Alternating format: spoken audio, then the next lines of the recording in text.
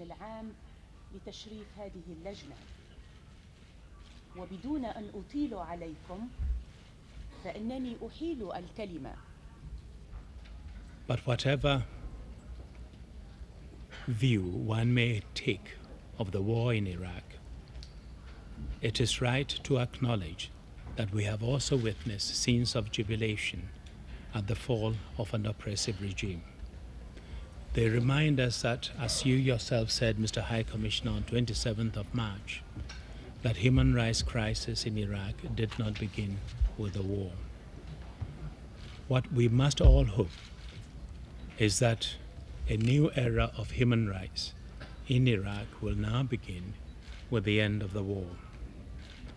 And here, in the first instance, I hope the coalition will set an example by making clear that they intend to act strictly within the rules set down by Geneva Conventions and the Hague Regulations regarding the treatment of prisoners of war, and by demonstrating through their actions that they accept the responsibilities of the occupying power for public order and safety and the well-being of the civilian population.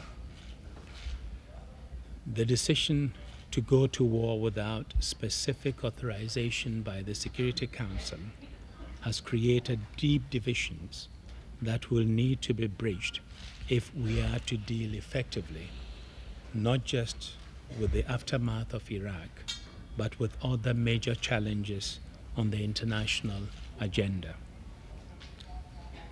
The threats to international peace and security, of which we have become so much more acutely conscious in the last few years, may require a searching review of the adequacy of existing instruments with a view to coming up with a collective response.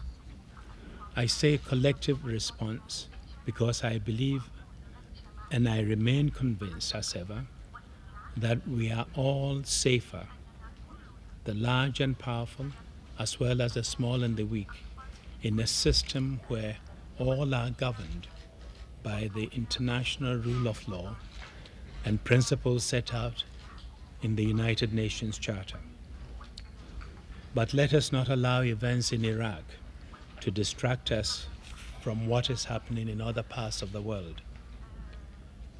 There are many places where violence, chaos, oppression, and violation of human rights have intensified in the last few weeks and months.